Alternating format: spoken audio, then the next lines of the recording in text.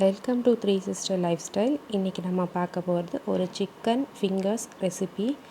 வாங்க ரெசிபி பார்க்கலாம்.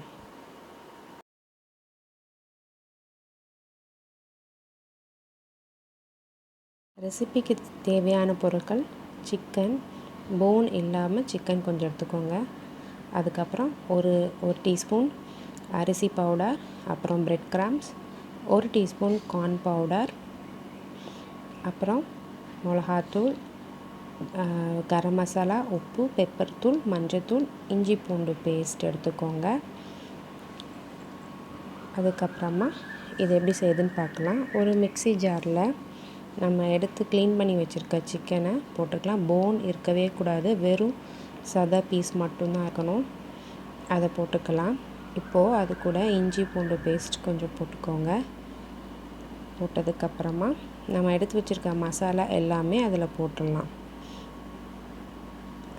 இது ரொம்ப ஒரு கிறிஸ்பான, ஈஸியாக செய்யக்கூடிய ஒரு ரெசிபி. இது நீங்கள் ஹோட்டல்லலாம் சாப்பிட்ருப்பீங்க. இப்போ நம்ம வீட்டிலே அதை ஈஸியாக செய்யலாம். எல்லா மசாலாஸும் போட்டுருங்க. உங்களுக்கு காரம் எவ்வளோ தேவையோ அந்த அளவுக்கு போட்டுக்கோங்க. இப்போ நான் அரைச்சி வச்சதுக்கப்புறம் இப்படி இருக்குது.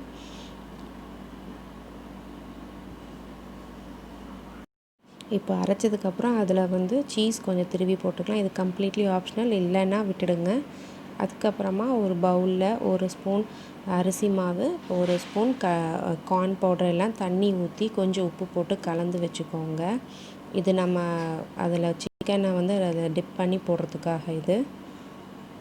இப்போ மாவு ரெடி பண்ணி வச்சுருக்கேன் பாருங்கள். அதில் கொஞ்சோண்டு உப்பு போட்டுக்கோங்க. ஏன்னா உப்பு இருந்தால் கொஞ்சம் நல்லாயிருக்கும், இல்லைன்னா சப்புன்னு இருக்கும். இப்போது இது நல்லா கலந்துக்கலாம். கலந்ததுக்கப்புறம் நம்ம சிக்கனை எப்படி ரோல் பண்ணணும்னு பாருங்கள்.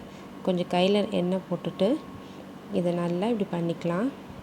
உங்களுக்கு எந்த ஷேப் வேணுமோ, ரவுண்டாவோ இல்லை பால் ஷேப்போ அந்த மாதிரி கூட நீங்கள் பண்ணிக்கலாம்.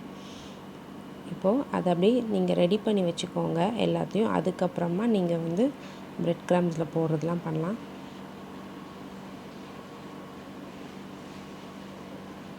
இப்போது இது நல்லா ரோல் பண்ணிக்கோங்க. நம்மளோட ஃபிங்கர்ஸ் வச்சே இப்படியே ஷேப் கொடுத்துடலாம்.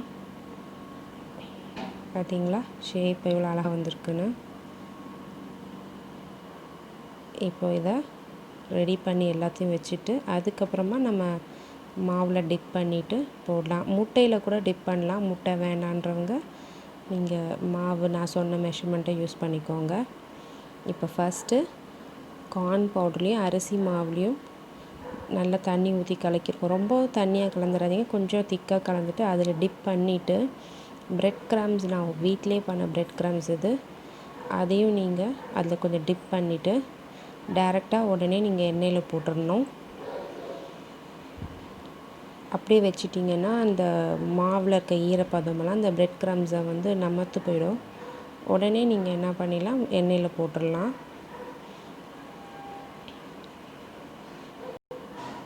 கொஞ்சம் மெதுவான தீயிலையே செய்யுங்க, இல்லைன்னா வேகாது சிக்கனு.